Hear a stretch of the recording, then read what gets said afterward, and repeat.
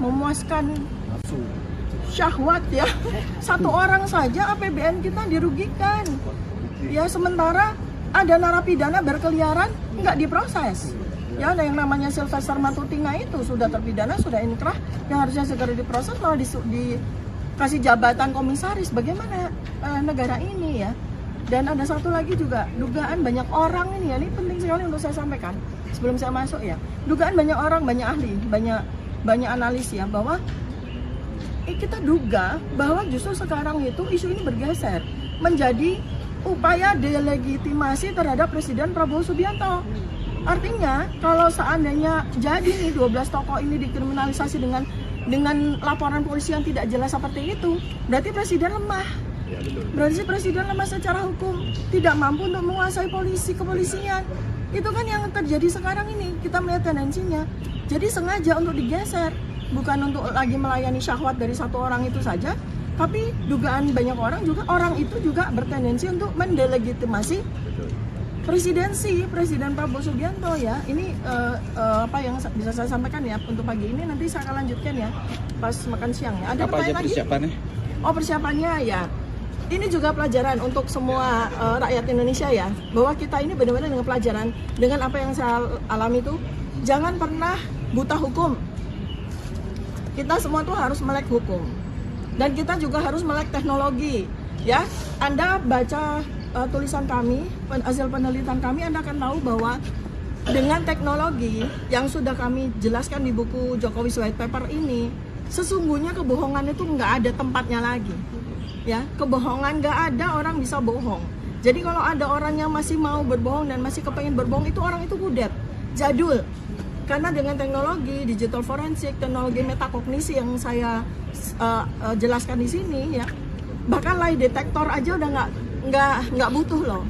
Karena dengan ilmu metakognisi yang saya jelaskan, neurokognisi yang saya jelaskan itu, orang bohong itu ketahuan kok dari mulutnya ketika dia bicara, dari narasinya ketika dia bicara. KKN 1983 lalu KKN awal 1985 itu udah jelas ya. Nah, kenapa demikian? Ada alasan, karena bisa masukkan orang-orang yang nggak jelas ini melapor. Tadinya 5, betul kan? Tadinya 5, sekarang yang 2 sudah tahu diri, karena nanti bakal ada serangan balik dari kita. Kalau ini tidak terbukti, saya jamin orang-orang itu akan masuk penjara. Saya jamin. Itu. Jadi jangan dianggap enteng ini bukan permainan, ini penegakan hukum. Ya kan? Melapor seenaknya sendiri. Dan satu hal lagi, ya kan, pemanggilan yang sekarang ini beda lagi. Tadinya itu pemanggilan yang awal itu adalah peristiwa 26 Maret. 26 Maret. Sekarang 22 Januari. Padahal dalam hal ini Roy Suryo, Tifa, terus Rismon itu nggak ada hubungannya dengan tanggal itu. Jakarta Pusat lagi kapan ke Jakarta Pusat? Ya itu tidak benar. Karena dari awal itu dilaporkan dengan nama inisial dan itu disebutkan oleh lawyernya. Bahkan disebutkan nama-nama itu dan awal nama-nama itulah dipanggil semua. Roy Suryo dipanggil, ya itu inisial itu. Kok tiba-tiba sekarang dikatakan peristiwanya? Nah ini kebohongan lagi. Akan memberikan kesaksian selaku ahli dari telematika dalam perkara yang lain. Saya diminta oleh kepolisian untuk menjadi ahli. Ya, jadi artinya ahli beneran di sini saya mensupport sahabat saya Dr. Tifa. Moga-moga apa yang dilakukan sama seperti saran-saran dari Pak Al-Katiri tadi bisa dilaksanakan dengan baik. Dan yang paling penting adalah dalam surat itu tanggalnya adalah 22 Januari. Itu saja. Oh iya, tapi jangan demo, tapi mengadukan. Oke ya. Ya. Kapolri nggak? Audiensi dengan Kapolri soal ijazah palsu. Urusan jadwal pemeriksaan ya, saya sudah ikuti dengan patuh ya.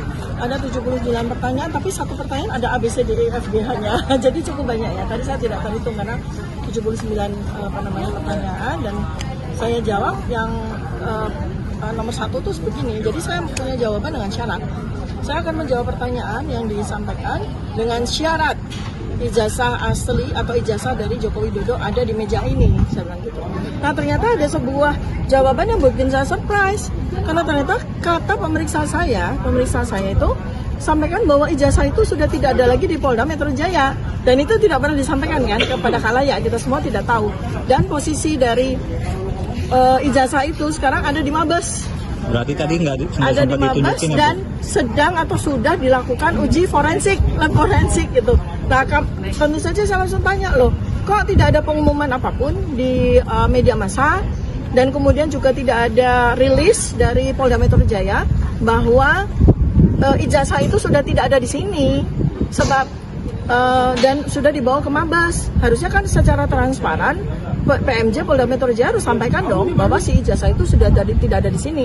Nah, kalau memang demikian, ya tidak ada relevansinya untuk bertanya kepada kita, karena katakanlah pasal-pasal yang dituduhkan kepada kami sebagai terlapor itu pasal-pasal yang semuanya itu berrelevan dengan kehadiran dari ijazah ini. Kalau ijazah ini tidak hadir, ya untuk apa saya jawab? Karena kan jadi tidak nyambung ya. Memang tadi isi sumpahnya saya juga kan didampingi oleh para kuasa hukum saya ya.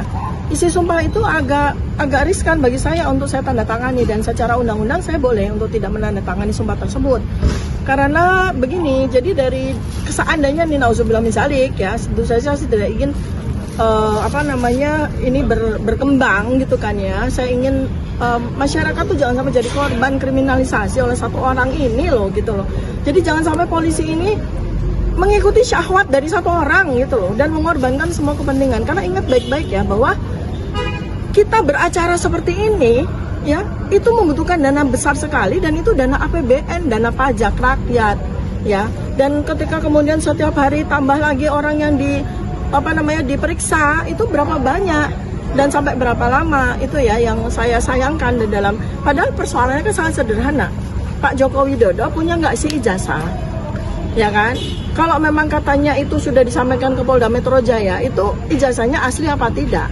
Kami sebagai saya, terutama RRT ya, Roy Rismond dan Tifa, kami punya ilmu untuk melakukan membantu polisi, membantu masyarakat untuk memverifikasi dengan ilmu kami apakah ijazah yang katanya itu disita oleh Polda Metro Jaya itu identik atau otentik atau asli atau tidak gitu kan, sederhana.